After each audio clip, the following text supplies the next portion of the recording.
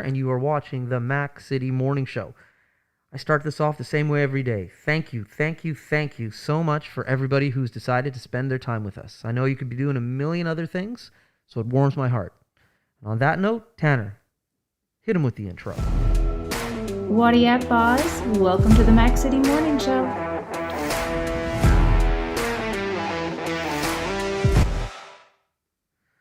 Well, all right. Well, we have a very, very historical guest today. This gentleman has been in the community forever. I'm not going to do an intro because I never do. He'll introduce himself. But I'm super excited to have him here. And the topics that we're going to talk about today, I don't even know. This guy has so much knowledge of this community. So hopefully you'll see him again and again and again. But get ready for a good one. So, sir, introduce yourself. Let the people at home know who you are. What I really enjoyed, Elliot, when you introduced yourself in the show, you said Fort McMurray. Okay. It bothers me. I'm not going to say it sucks. Well, it does suck. We were named after William McMurray, who's a Métis, a person, and so it really bugs me when people say Fort Mac or Fort McMurray. Yeah. My name is Curtis J. Phillips. I've been a member of the community for nearly 40 years, and my career has been in sports journalism, be it media, print or electronic, and that evolved or re-evolved into become a historian. I love volunteering, love being part of the community, and the most important thing is what you're doing with your show is telling the story of the people in Fort McMurray. Yes, you have the easiest job in the world because every person is a story, every person is unique. There's 75,685 stories out there in Fort McMurray to have. That's it. And I love hearing all of them. So it is the easiest job in the world. I get to listen to amazing stories, and I get to share that with the world. So it's pretty cool. So your story, you and I met, and I don't know if you remember this, but you used to do a basketball camp. Yep, basketball camps, yeah. And when I was about 8 years old, I got passionate about playing basketball, and my mother, Pam Pierre, said, "Hey, I'm putting you in camp," because we were just shooting around in the backyard, didn't know how to do it, just, playing. And I went to your basketball camp, and I fell in love with basketball. It was you and Compton Vigilance. I'll never forget it, but you put me on a path to playing basketball, and that's how it all started. So let me hear and tell everybody at home about these basketball camps, how you got involved, and how many kids you pumped through these programs. How old were you then? I was probably, I think I was 8, but now that I'm telling the story, I was probably 7. I was probably 7 years old. Well, I recognize you had the beard then. I remember he was the one 8-year-old that had the beard. But, you give back to the sport you were involved in. I fell in love with the sport of basketball as a 12-year-old growing up in Winnipeg, Manitoba. And when I came to Fort McMurray, I was here, I think, 2 weeks and had my first basketball camp. And also we landed the 1983 Western Canadian Senior Men's Basketball Championships. Because in Winnipeg they said, would we like to host it in Fort McMurray? And we had great response. And it's, when you see the kids out there, I have the belief that each and every kid, be they 7 or 8-year-old, have the enthusiasm, but somebody has the responsibility in locking the key of enthusiasm in that person. And it keeps the kids out of trouble. And there's so much joy watching kids like yourself, like you said, you learned how to do a layup, right? And just learning that one little thing to do a layup. We know we're not all going to make the NBA. We're not going to play pro hockey, but you could take that as a life lesson throughout life. You met your teammates and everything, and it doesn't have to stop as a player. You could become a coach, a writer, an administrator, work in the back office, or do physio. So sports are something that can last a lifetime. My passion for sports started as a 12-year-old or even younger as a 6-year-old. My dad created one of North America's largest, multi-sport camps in the States. Okay. And he did that from 1962 up to just recently. And we'd get sometimes up to 2,000 athletes for the summer over, 14, 15 different sports at a place called the Legion Athletic Camp at the International Peace Garden. And I saw that passion and love for sports given by the coaches at that time. And so it's just giving back, so you have the next level that they will give back to, which is really neat. And you just see the smile on the kids' faces is worth it all. Yeah, it's amazing. I've had the honor of doing a little bit of coaching myself, and it's frustrating as heck. There's no doubt about it. But when something you've taught them works and you see it, that feeling is tremendous. Oh, yeah. There's nothing like money can't buy that. No. No. So you're doing something else that I've been noticing online, which I'm intrigued with, and I think it's hilarious because your pictures never look like the advertisement. Oh, You've been going to, I've only seen two, maybe there's more, but you've been going to fast food restaurants yeah. and asking them to make your burger Yeah. like the advertisement, and then you ask for certain condiments as well. Explain this to me and how this started. Well, I always like to think outside the box. And your typical day, you make it fun. And there was one particular fast food place I was going to, and they weren't doing a very good job. And then, so I've always asked in the past, I'll go to a burger place and I'll say, well, see that burger you have in the screen? Right. I like it to be made like that. Right. And a lot of times they'd laugh at you, and this is advertising. This is what they're selling us. And I know it's all done up with plastic and all this stuff. So I decided the other day, and I was feeding the ravens. I have a friend named Timber who lands on my cart. I feed him chips all the time. And so I went to the restaurant. I said, like you said, may I get certain burger looking like in the advertisement? I want you to do that. And then I get the fries and drink and the vinegar and all that. And then I take a picture of the burger and I give it a rating. I show it with the advertising, and then I give it a rating, how it tastes, the appearance, the taste, and how the service was. And some people, I think I call it CJ Connoisseur or something like that. And yeah. a lot of people say, well, and the comments are always fun. You can't take anything anybody says on the internet serious. That's it. And it's been fun. Some people say it's been good for their business. I've been to A&W, Wendy's, Burger King, McDonald's, and I'm forgetting the fifth. My goodness. Well, then I went to a fifth restaurant too. Okay. And it's just fun to do, and I think I'll continue it to do it. It's making my lunch more fun too. That's it. I think it's hilarious. And the Ravens, I know there's one named Timber, and he lands every time, and he's got to the point now where he'll reach in and grab a chip. Now the other day I'm sitting in my car, and I drop one of the chips, so I bend down like this to pick up the chip. Timber reaches in, grabs my toque. It takes my toque off. I go, whoa! And he takes off and drops the toque. That's And hilarious. that was funny. My good friend Timber. Yeah. So with all these burgers, me and Tanner had a show where we were just chatting with each other, and we were talking about burgers. Yep. You've listed off a few that you've got some from. Mm-hmm. I don't want to put you on blast, but out of all these burgers, which Best burger? one do you think is the best burger for you? Fast food burger Fast food burger in town? in town. Well, Fat Burger. Fat burger. I enjoy. I don't go a lot. I used to be 280 pounds. Now I'm 226. So congratulations. I got rid of a wife. She weighed 65. No, no, but Fat Burger I enjoy because it looks like what they're serving. Right. The main thing, it tastes great. It's not that healthy, let's be honest, but Right. I think Fat Burger is the burger in town for fast food. We're not talking Right. sit-down food like at Mr. Mike's or the Keg or something like Correct. That's correct. Now you kind of walked into the next question. that. Yeah. Best restaurant burger. Best restaurant burger. Wow. It's a hard one, I know. Best restaurant. I like the variety at Mr. Mike's. Okay. I like the variety there. Michael Drosche, one of the owners. I like the variety there. Yeah, I'd have to go with Mr. Mike's right now. Okay. There's some I haven't probably tried, but Mr. Mike's is one that sticks out. Okay. So you've been here for so many years in the community, and I hope I'm not ruining one of Tanner's questions because he asks 5 questions afterwards. But because I love eating food, and Tanner makes fun of me because every morning I exercise every morning and I run all of the time, and it's not because I have this motivation to do it because I'm I do it because I eat whatever I want whenever I want, so I have no choice. Oh, wow. To keep up the exercise because Yeah. I'm just I love eating out, and I love bad food, I love good food, I just love to eat. We got a bowl full of candy over here. Yeah, I had that's 3 exactly it. Smarties. So that's why this is my morning regime that Tanner makes fun of me. Every morning I don't meditate. Make fun of you. I'm jealous because you do like a big ass workout in 2 seconds. So every morning when I wake up, when I get to the office, I should say, I do a 10-minute meditation. I do 100 push-ups. I do a 2-minute plank and a 2-minute wall sit and about 30 odd squats. Wow. And I try to run 3 to 4 times a week, about 10 kilometers a run. So I love eating food. And so there's certain restaurants in town that aren't here anymore. can you think back of a restaurant that's not here that you loved to go to back in the day? Ponderosa.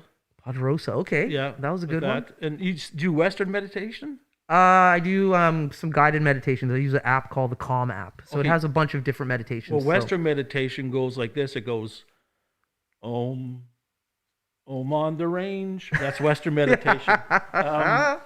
No, but yeah, Ponderosa was a good one. Après Sports. Okay. So many restaurants. It's a business. We have more restaurants per capita, I think, than anywhere in North America. Right. When we have over 150 restaurants in this city. Right. And just because the lifestyle of the city, you get off work at 6, you have that disposable income, you go out to eat at the restaurant with the family. That's right. No, so many good restaurants have come and gone, but there's ones that have been around for eons, like the Blue Diamond has been around for eons. Taste of the Orient, Yeah, a that's lot another of places gem. have been around for a long time. Yeah. My two, there was a place up where I believe Jomas is right now. It used to be called Mountain Boy. Oh yeah. Mountain Boy was a good one. They had taters, and I remember my dad used to bring home the taters, and it was unbelievable. But the other one used to be Fable Table. Fable Table, yes, that's where Boston Pizza used to be. That And is Ponderosa. correct. Yep. Yeah, Fable Table. Fable Table. The best part about it was a buffet for anybody who doesn't know. And at the time, being a child, what was a buffet? It was the best thing ever. But I remember being able to like put all of the different fountain pops Yeah, in your glass mix and them, make yeah. swamp water. And my dad just looked at me. He's like, "You're out of your mind." It tasted horrible, but you know what? I like the option of doing that. Yeah. So now you've been in the community for so long, and You like keep you on said, saying that so long. So long. I lived love here it. Since '82, it's not that long, really. well, most people that I bump into when I tell them I'm born and raised here, they're just like, you're a unicorn. I'm like, I'm not that much of a unicorn, but And you're you know, just- the base, sorry to cut you off, but all three of my children, born and raised in Fort McMurray, all left. One's in UK, one's in Edmonton, one's in the big city, Toronto. Right. And the one living in the UK wants to live there 3-4 more years and come back and live in Canada. I say, where do you want to live? Yeah. And she goes, Fort McMurray. And I Right. go, "Why?" At first I said, well, why would you want to live in Fort McMurray? Then it made sense. It's her home. It's her home. That's it. It's her home. That's it. And you know, I know that one of the premise of the show you want to do is to show how positive, all the positive stories in Fort McMurray. Right. I think we don't need that $1 million or $2 million budget from the city to go tell people how good Fort McMurray is. The word goes out there by itself, like people like yourself, people like Tanner, people going out saying, Fort McMurray is a great place. That's it. And word of mouth is still the most powerful medium in the world. It's sorry, Bill Gates and all those other people. Yeah. Word of mouth is still the most popular. Agreed. Well, you're like taking the words out of my mouth in regards. So I was going to ask about your children. So they're not here currently. No. But you've decided this is where you want to retire. This is it Yes. for you. Yeah. So what about the community do you love so much that like keeps you here? You can become involved and you get to see like the fruition of your volunteer work come up, like yourself saying, you know, I learned basketball from you or something like that. And you know people on the street and you can become involved anywhere you go. Like I could leave here, go to Edmonton, start a basketball league or start a TV show or write for the newspaper or create something. And Fort McMurray, I'm not a city person. I grew up in a big city. Well, Winnipeg is not really that big, but I lived in the States for a while. And what I really like about Fort McMurray is I'm not an outdoors person, but we live across from a green belt. And every morning I get to look out that window and I see nothing but forest, and it's very calm and relaxing. And Fort McMurray is the only place in the world where people come here, they can reinvent themselves. And that's the neat thing. You can forget who you were in the past, reinvent yourself. And when you reinvent yourself, it's usually for the good. So that's what I think is great about Fort McMurray.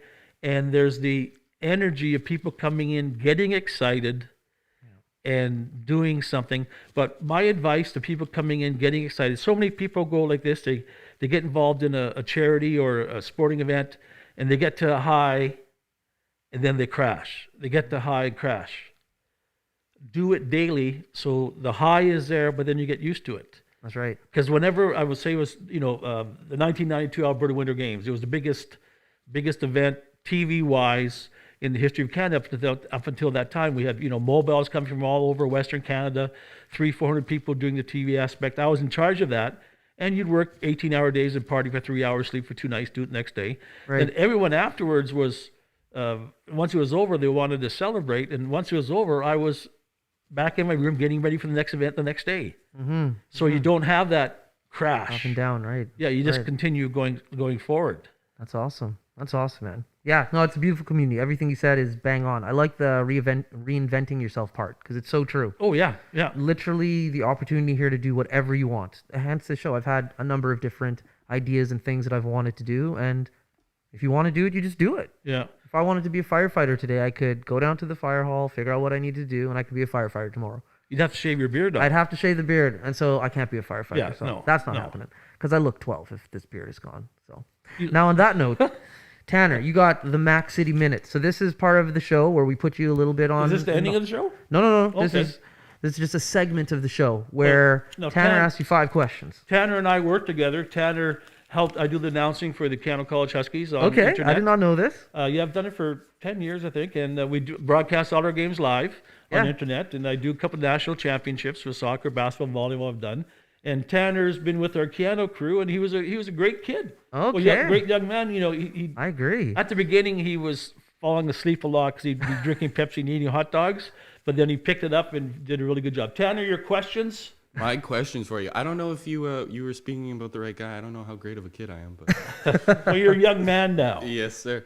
How old are you? I am 21 years old. I got shoes older than you, and I'm wearing them. Okay, I'm wearing socks. Okay, go ahead, Tanner. Question number 1. What is the most memorable sports moment you can remember in Fort McMurray? Oh, that's easy. 2000, the year 2000, the Fort McMurray Oil Barons beating the Rayside Balfour Sabercats for winning the championship for the 2000 Royal Bank Cup, which is symbolic of Canadian junior A hockey supremacy in Canada. That was easily the best. Good answer. Question number 2. What is one thing that hasn't changed since you got to Fort McMurray?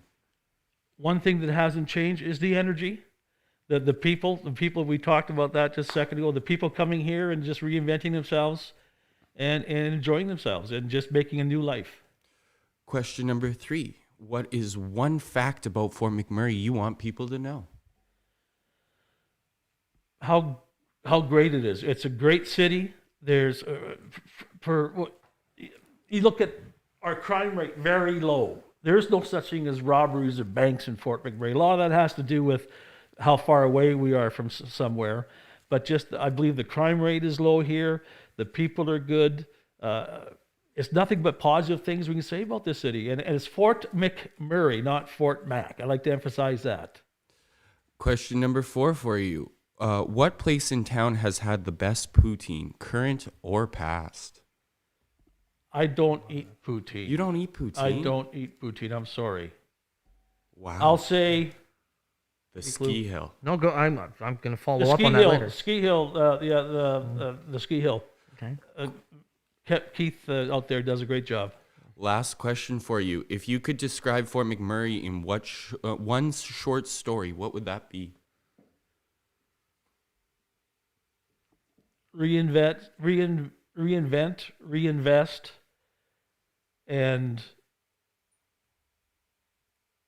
enjoy your trip, your journey in life. Those have been your 5 questions. There we go. What, man, I thought you were going to ask me some trivia. I was all trivia in my head. Like, I thought you were going to ask me, what should the Edmonton Eskimos, what should the Edmonton team be known as? Okay. Like, What should the Edmonton team be Well, known as? you look at different countries, Yeah.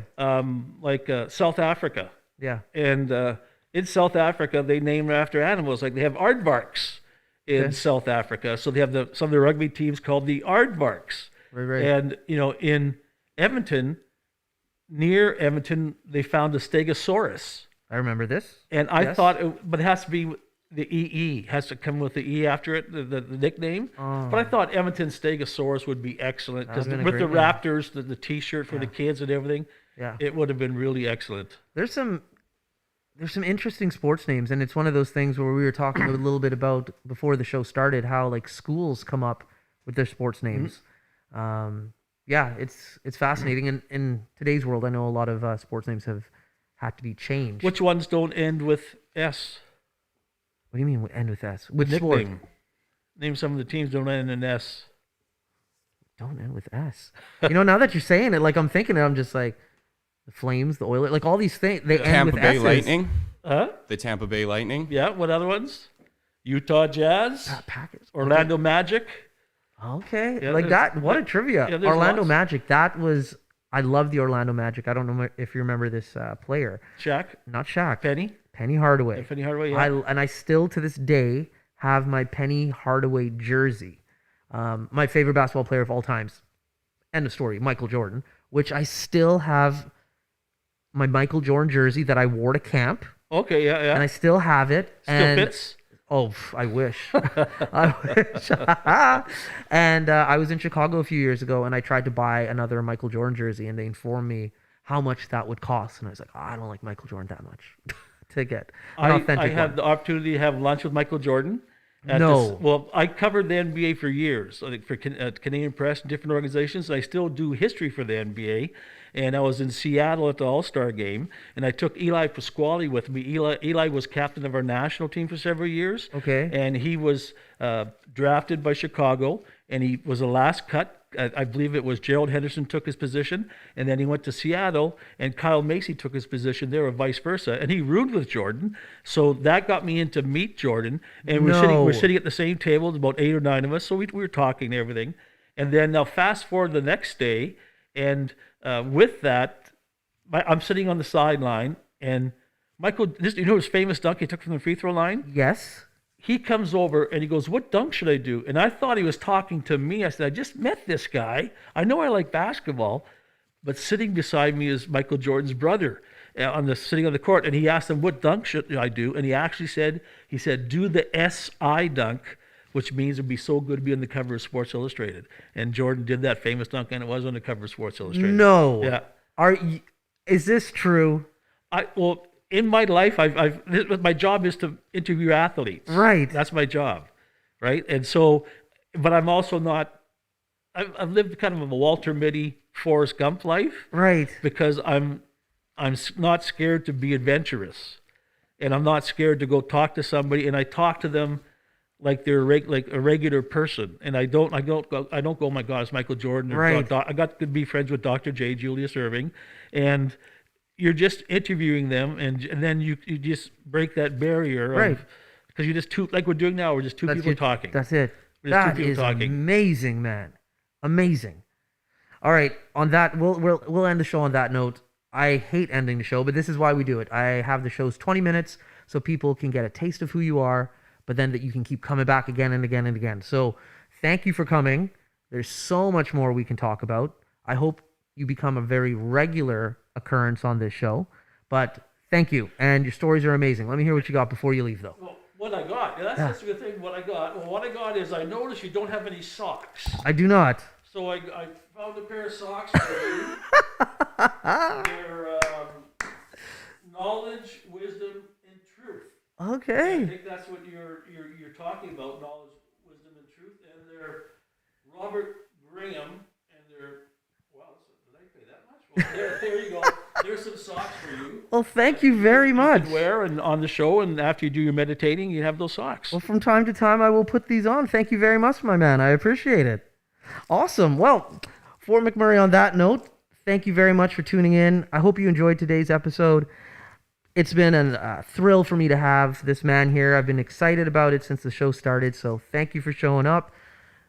Thank you for watching, and this has been Elliot Pierre with the Mac City Morning Show, and we'll see you tomorrow. Peace. I said this. That's another Mac City Morning Show done.